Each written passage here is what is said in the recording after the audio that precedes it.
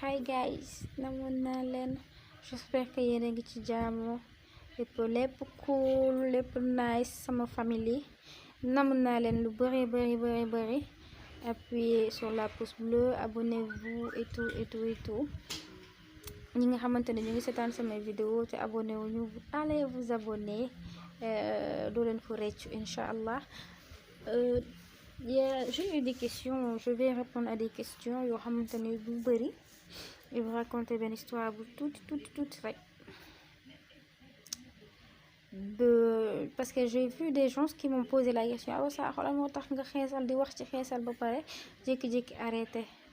Ok, je vais répondre à cette question et je vais vous raconter lu tax ma duggoon ci xeesal et que heure bu ma neexee aussi ma commencé, heure bu ma neexee ma arrêté et pourquoi cela.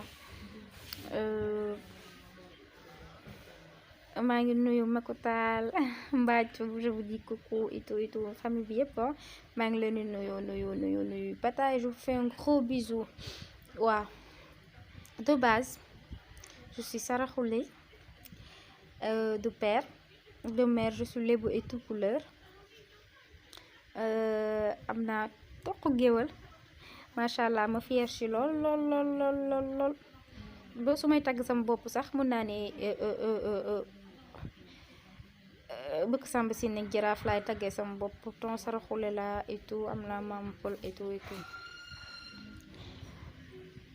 bu ma neexee ma ni bëgg sàmb si nekk jaraaf maam yaakan ko duggee ma dee ci Yoff, sama maama yettu guy muy gaal mu jël salan def ko jow buuba yaay jàngee. Dañuy def benn un peu story time. xeesal, j'étais de base trop noir, trop waxuma ñuul de, man dama ñuul bay briller de base quand j'étais petite fille là. ñuul kuk ba pare dama am karaw bu gudd parce que xam nga couleur yi moom seen deret macha allah. pël yi on m'appelait Pël Noir. benn jour à l'âge de 15 jàpp 18 yooyu, à chaque fois que am na sama cousine boo xam ne à chaque fois quand elle me parlait, elle me disait que bon yow da nga ñuul yow sax da nga ñuul ba sa ñuulaay bi comme si day ñuy taxal, xam nga bu ma koy di wax à chaque fois. benn jour à l'âge de mes 18-19, ma mère ne voulait pas que je me dépigmente, mais ma baab ko rek commencé diw bi fàtte naa ko, mais ma commencé dépigmenté wu tuuti. Première fois bi ma am ay timpitamp, après j'ai commencé à faire des recherches nu may def ba diw ci genre après ma commencé di def ay recherche jàngi tuuti xool balaa may def sama der bi quoi que ce soit. dama xaw a sopp et puis dama xaw a compliqué. ma commencé dépigmenté wu ba weex tal sans tache et tout, j'avais pas de tache et tout. Au fil du temps, à chaque fois que j'arrêtais, damay commencé waat. À chaque fois que ma arrêté, su ma nee bàyyi na xeesal, su ma amee 2 à 3 mois ma gis ku xees mu romb ma rek damay arrêté, damay dem dawaat recommencé waat diw bi. te macha allah su ma diwoo damay weex tal sans tache. mais quand j'arrête damay defaraat sama peau day ñëwaat. loolu lu tax ma leen koy expliquer pour ñu wax ci. mën nga di xeesal, mais selon les produits yi ngay di utiliser, soo bàyyee mën na la bañ a gaañ. gis nga moo tax à chaque fois may rey sama bopp, dañ utiliser lii, def leen lii, bul def lii, bu tàngee bul diwoo lii. Des fois nit ñi critiquer mais tu incites les gens à ce que ñu dépigmenté wu. non li leen neex rek moo ma neex. ba tax na li leen neex laay def mooy que ni je vous conseille à ce que ngeen dépigmenté wu, ngeen modéré, ngeen weex tàll bu leen neexee, mais ngeen retrouver waat seen peau avant bu leen bëggee. ba tax na à chaque fois je vous explique les produits à utiliser et tout. ñu ne déeta waay léegi bi ma demee commencé xeesal damay weex tàll, ma bàyyi waat temps bu ma xeesalee après ma commencé waat, après ma bàyyi waat, noonu laa ko jàppoo. Vous savez que je vous avais dit que ma mère est décédée il y a de cela 2 mois. J'avais plus le temps de me dépigmenter, j'avais pas la tête à ça, je voulais plus me dépigmenter. lekk bi sax dañ koy di négocier parce que je voyais ma meilleure amie qui était en train de partir et tout. Donc j'avais plus envie de me dépigmenter. J'avais même pas le temps de me dépigmenter. On passait je passais la plupart de mon temps avec. Quand je n'avais pas le temps, c'est parce que dama dem liggéey ñëw, du coup te xeesal dafa laaj temps, laaj ay normes, am ay règles, moo tax à chaque fois ma leen wax nañuy diwoo. Gis nga quand j'arrête du mam tâche du mam dara. Léegi ñu ma commencé di arrêter 2-3 semaines, mais bi may soog arrêter j'avais des boutons yu noirs, chose qui ne m'était jamais arrivé. Nekk ni mu tëb bàyyi la. Ak dernier produit bi ma utilisé, j'avais pas bien lu notice et tout, moo tax à chaque fois je vous incite à lan mooy ce type de peau, nan la effet bi def, lan ak lii moo def. Non bu ma di wax loolu c'est pas parce que dama compliqué, mais je veux vous aider, ñu aidante mutuellement, loolu rek moo tax may wax. Après ma arrêté. Quelque temps après, ma mère est décédée. J'ai plus envie de me dépigmenter, peut-être avec le temps aussi, parce que ñun xeesalkat yi moom suñuy jikko justul. Lu tax may expliquer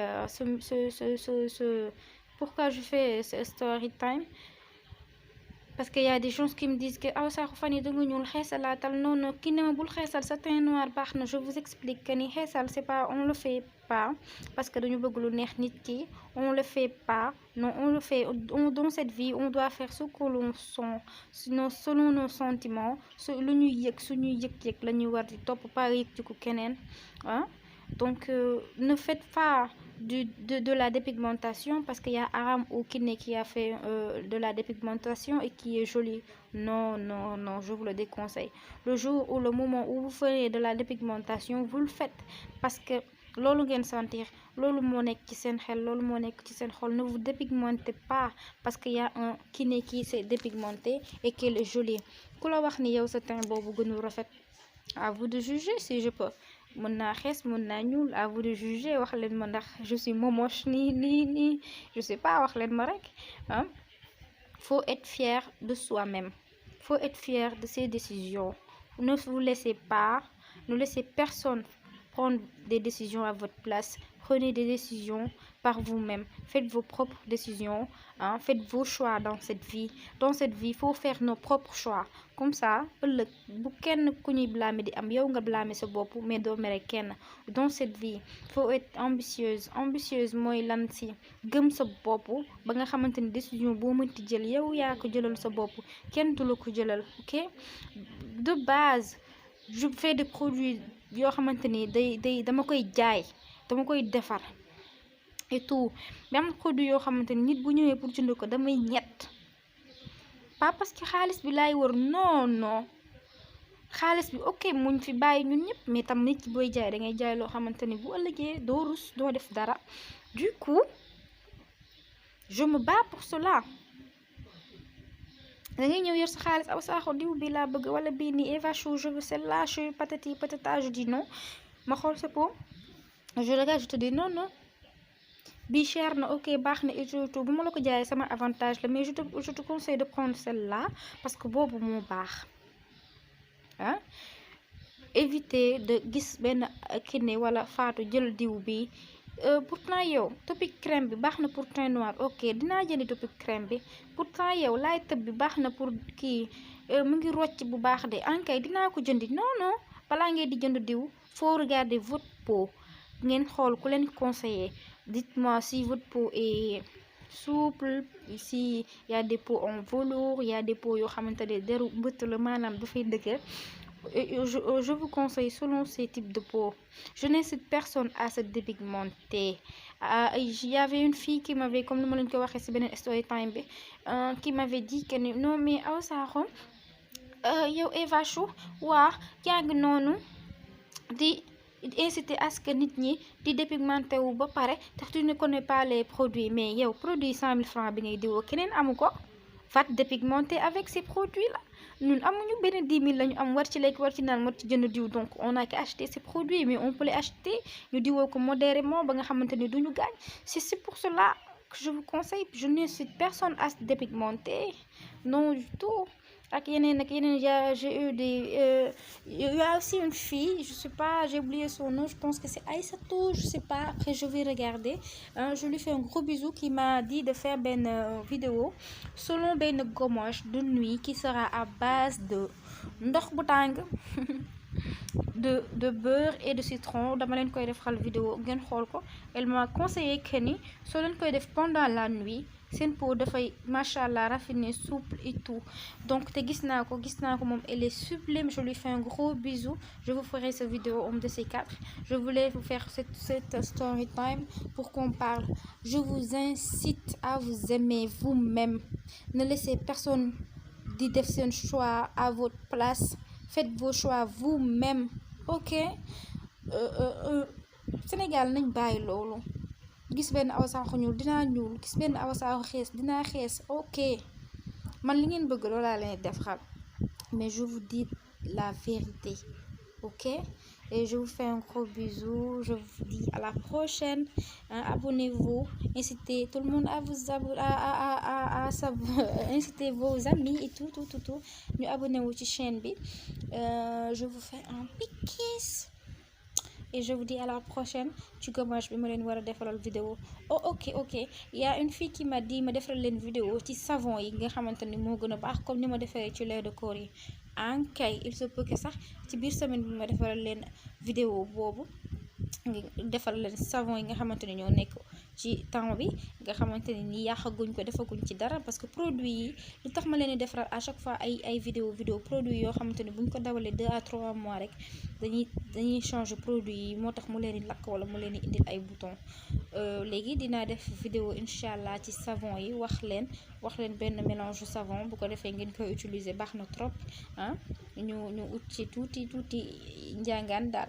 Ngeen wax ma yéen tamit, vous me dites vos conseils. Si vous voulez que je fasse des vidéos sur quoi que ce soit, vous me dites ma defaral leen ci vidéo. Je vous fais un gros bisou.